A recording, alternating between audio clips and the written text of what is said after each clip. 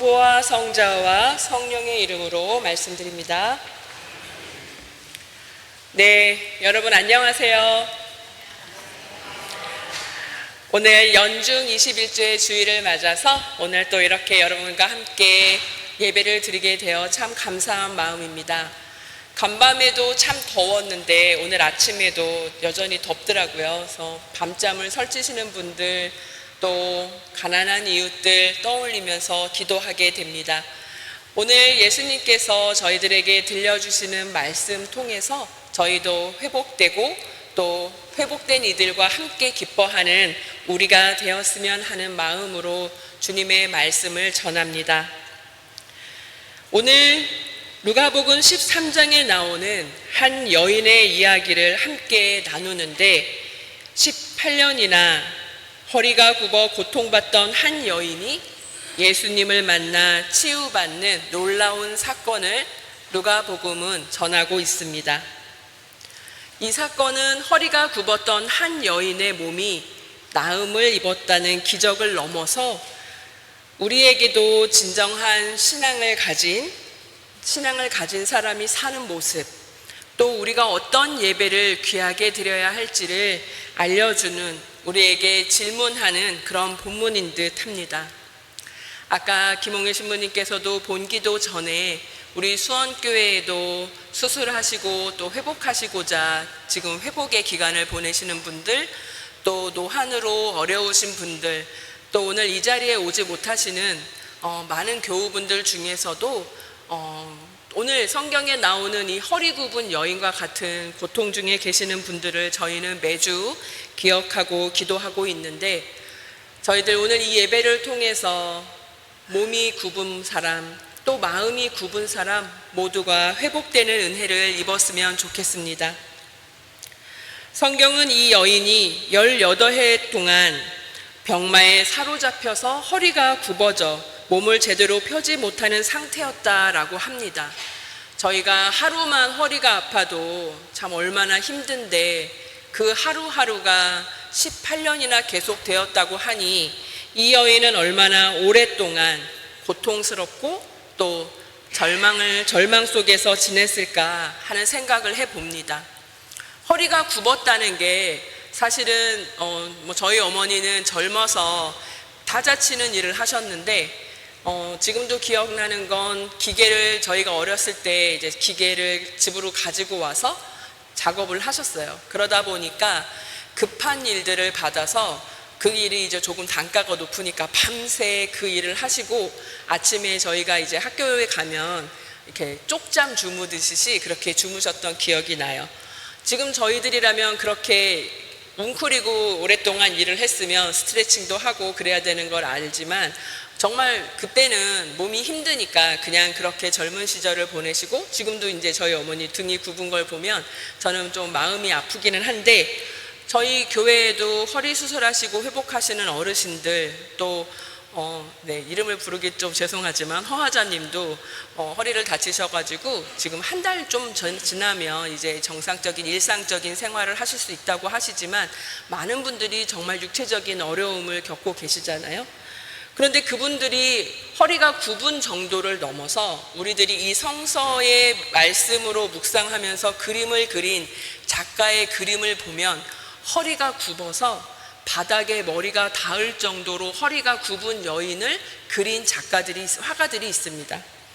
그 그림을 보면 그 여인이 몸을 세우기는 세웠는데 정말 상체가 구부러져서 바닥에 닿을 정도로 허리가 굽은 여인을 그려내는데, 그 여인이 예수님이 오늘 회당장에서 안식일에 말씀을 전하시는 그 자리에 있었다라고 전합니다.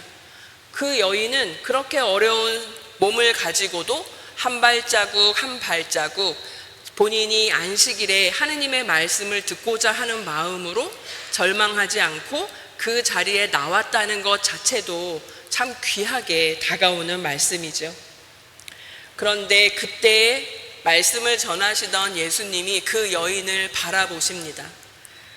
무수한 사람들이 앉아 있었을 텐데 아무도 주목하지 않았을 허리 굽어 있는, 18년 동안이나 다른 사람에게 도움을 요청하지도 못하고 도움을 주지도 못해서 이제 이 세상에 쓸모라는 게 있을까? 나의 존재는 어디에서 찾을 수 있을까? 그렇게 고민하면서 살았던 그녀는 그렇게 예수님의 눈에 띄게 됩니다. 예수님은 그냥 지나가지 않으시죠. 예수님은 그녀를 가까이 부르십니다. 가까이 부르시는 예수님을 묵상할 때마다 저희는 우리들의 삶에, 우리들의 고통스러움에, 우리들의 무능함에 냉담하지 않으시는, 멀리 계시지 않는 가까이 찾아오시는 예수님을 묵상하게 됩니다. 예수님은 멀리 계시지 않았고 그녀에게 가까이 오셔서 말씀하십니다. 여인아, 내 병이 이미 너에게서 떨어졌다. 지금까지 붙어 있던, 그녀를 옥매어 묶어두었던 무언가가 풀어지면서 예수님께서 그녀의 몸에 손을 얹어 치유하셨다라고 성경은 말합니다. 멀리서 바라보시는 예수님이 아니라 우리의 고통 속으로 직접 찾아오셔서 손을 내밀어 주시는 예수님을 발견하게 됩니다. 우리의 가장 깊은 절망과 아픔을 외면하지 않으시는 예수님. 그 예수님이 손을 얹어주신다는 건 또 어떤 의미가 있을까요? 예수님도 어머니의 품에 안겨서 또 어머니, 아버지의 칭찬을 받으면서 또 친구의 격려를 받으면서 또 스승의 지지를 받으면서 그렇게 살으셨겠지만 우리에게 있어서도 그 손은 그런 의미가 있는 것 같습니다. 저는 일본에 살 때 기차 여행을 이렇게 출장할 때마다 기차를 자주 타게 되는데 일본의 기차 안에는 굉장히 조용합니다. 그런데 어느 어린아이가 칭얼칭얼 울기 시작하면 그 엄마는 어쩔 줄 모르면서 그 아이를 어르고 달래주는데 저는 그 모습을 이렇게 찬찬히 바라보고 있으면 그렇게 은혜가 될 수가 없어요. 그 조용한 공간에 그 아이의 울음소리가 내는 존재는, 그 소리는 나는 나 스스로를 어떻게 할 수 있는 힘이 없는 존재입니다 라고 그 울음소리가 들립니다. 그러면 그 엄마는 그 아이를 무릎에 앉혀서 꼭 안아주고 어르고 달래주면서 무엇이 불편한지 찬찬히 살펴주고 물어봐 줍니다. 그리고 그 등을 쓰다듬고 그 아이의 몸을 살피면서 불편한 데가 어디인지 말 못하는 어린아이의 상황을 살펴서 알아내죠. 그래서 그 아이가 잠잠하게 잠이 드는 모습을 볼 때마다 제가 어린 시절은 기억하지 못하지만 나도 우리 엄마가, 우리 아빠가 그렇게 품에 안고 칭얼칭얼대는 그 마음을 헤아려 줬겠구나 하면서 사랑을 느끼게 되는 경우가 있습니다. 또 이제 선생님들이 이렇게 학교 가면 잘했다 할 때, 칭찬할 때 이렇게 머리를 쓰다듬어 주잖아요. 그래서 이렇게 저희도 누군가 어린 아이를 보면 그 아이의 머리를 쓰다듬고 볼을 만지고 안아주고 그렇게 어른이 되어서도 그것이 사랑하는 모습이라는 걸 우리는 몸으로 기억하고 있습니다. 또 누군가가 힘들어하면 옆에 가서 가만히 그 사람의 손을 잡아주는 것, 또 그 사람의 어깨에 손을 한번 얹어주는 것, 산을 탈 때에도 기운이 딸리면 발걸음이 느려지고 멈추는데 그 사람을 향해서 손을 내밀어 끌어주기도 하고 그 사람의 뒤에서 손으로 밀어주기도 하고, 그렇게 우리의 손길은 사람을 힘을 내게 하고 또 사람을 다정하게 하는 그런 힘이 있는 것 같습니다. 저는 오늘의 예수님이 그 허리 굽은 여인에게 손을 얹어주셨던 그 손길이 그렇게 눈에 보이지 않는 하나님의 사랑이지만 우리가 친근하게 만나는 가족에게서, 이웃에게서, 친구와 스승에게서 얻는 그런 다정한 손길처럼 느껴져서 오늘 설교를 준비하면서도 그 손을 얹어주셨다는 말씀에 깊이 오랫동안 묵상했습니다. 이 여인에게 얹어진 예수님의 손은 단순한 이 여인을 향한 불쌍한 사람에게 내밀어진 동정의 손길이 아니었습니다. 18년 동안 고통스러웠고 외로웠다는 것을 다 아시면서 그것을 한순간에 씻어주시는, 그리고 세상 속으로 당당하게 나아갈 수 있는 그런 구원의 손길이셨죠. 허리 굽었던 그 여인이 허리를 세우고 자신의 모습만 보고 있던 그 여인이 고개를 들어서 그곳에 모여있는 사람들을 바라보았을 때 사람들의 시선은 어땠을까요? 모두가 기뻐하고 함께 좋아했으면 좋았을 텐데 그녀에게 처음으로 들린 말은 안타깝게도 회당장에 분개하는 소리였습니다. 허리가 굽어서 이제 겨우 펴졌는데 또 다시 자신을 고쳐주었던 그 사람을 향해 쏟아지는 비난의 소리에 이 여인은 또다시 마음이 아팠을 것 같아요.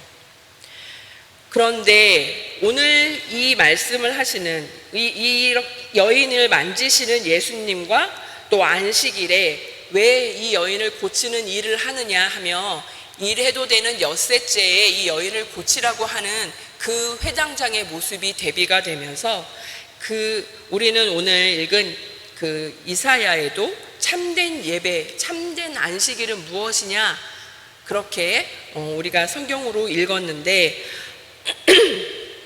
이사야 예언자는 백성들이 형식적으로 드리던 금식과 제사보다도 더 귀한 날로 그렇게 안식일을 우리에게 알려줍니다. 그 금식과 제사의 뒷모습에 있었던 가진 자의 횡포, 또 가난한 사람에 대한 무관심을 이사야는 꾸짖으면서 하느님이 진정으로 원하시는 것은 그 사람에게 지워진 멍에를 치우고 삿대질을 그만두고 굶주린 사람들에게 먹을 것을 나누어 주는 삶이 하느님께 드리는 참된 제사다 그렇게 말해주죠. 그런 안식일의 가르침을 들었던 회당장도 그렇게 살았으면 좋았을 텐데 오늘 허리가 펴진 그 여인을 향해 내밀어진 예수님의 손길을 회당장은 이해하지 못합니다. 또 오늘 히브리서의 기자는 구약시대의 시내산과 또 신약시대의 시온산의 축복을 대조하면서 시내산은 불과 폭풍 속에서 하느님의 위엄을 두려움으로 경험한 곳이다. 그런데 시온산은 예수님의 속죄의 피로 제사함을 받고 천사들과 온전한 영혼들이 함께하는 기쁨과 감사의 장소이다 라고 우리에게 알려줍니다.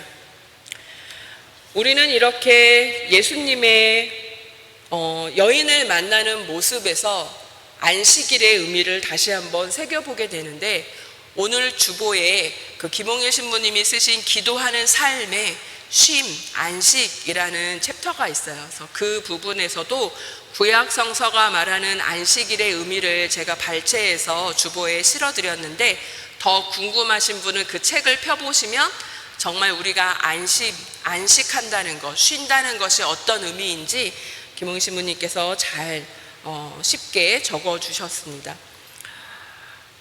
그런데 그 회당장의 그 분개한 목소리를 들은 이 여인네는 그 마음이 한 번 더 위축되고 이렇게 좀 쪼그라들었을 것 같은 생각이 들어요.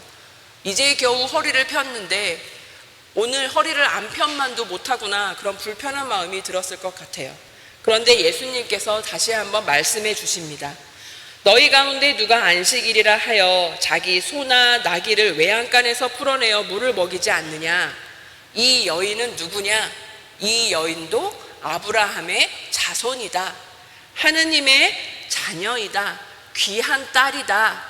이 사람도 우리 사람이다. 그렇게 품어주십니다. 그러면서 그 소나 나귀에게도 물을 먹이는데 하물며 이 귀한 여인네가 그동안 사슬에 묶여 있었는데 풀어주지 말아야 한단 말이냐 하면서 안식일의 원래 의미를 되새겨 주십니다. 율법이라는 틀에 갇혀서 여행도 가지 말고 노동도 하지 말고 귀하게 지내는 것 이것도 중요하지만 생명을 살리는 일, 회복시키는 날, 그날로 안식일을 잘 사는 것도 중요하지 않느냐 하면서 우리에게 안식일의 의미를 다시 한번 기억하게 해주시죠. 우리도 이 이야기를 듣고 어떤 생각이 드시나요? 오늘 주일 아침 예배에 나오시려고 어제 밤부터 기도하시면서 준비하시고 오늘 아침에 무슨 옷을 입고 가서 우리 귀한 공동체에 속한 식구들을 만나러 가나 또 예쁘게 꽃단장도 하시고 또 이 더위도 나를 방해하지 못한다 하는 마음으로 이 교회 예배당에 오셨을 여러분의 그 마음 안에 얼마나 하나님을 향한 귀한 마음이 있었는지, 또 회복되고 싶은 마음, 회복되고 싶은 몸, 또 깨어진 관계를 가지고 이 자리에 나오셨는지 여러분 한 분 한 분을 마음에 새기면서 기도해 봅니다. 저희들의 마음속에 삶의 무게에 짓눌려서 허리가 굽은 사람, 우리 자신이 될 수도 있고 우리의 가까운 이웃일 수도 있습니다. 그 사람들의 아픔에 공감할 수 있는 우리가 되었으면 좋겠습니다. 그분들의 삶을 위해서 기도하면서 또 그분들과 함께 살겠다고 내 굽어있던 몸이, 내 망가진 상처 입은 마음이 조금은 더 다정해지고 따뜻해졌으면 좋겠습니다. 그래서 내가 사랑하는 사람에게 진심으로 내미는 그 손길이 나 자신에게, 이웃에게 그 손길이 내밀어졌으면 좋겠습니다. 우리의 삶 속에는 예수님의 사랑을 정말 따뜻하게 경험할 수 있는 그 따뜻한 손길이 이곳 저곳에서 펼쳐지는 경험을 하고 싶습니다. 우리가 혼자서 사는 것이 아니라 함께 살아서 더 행복하고 함께 살아서 더 살만한 세상이라고 고백할 수 있었으면 좋겠습니다. 수원교회 여러분, 오늘 이 예배를 통해서 회복되시고 또 회복된 이웃들과 함께 기뻐할 수 있는 우리가 되었으면 좋겠습니다. 아멘. 성부와 성자와 성령의 이름으로 말씀드렸습니다.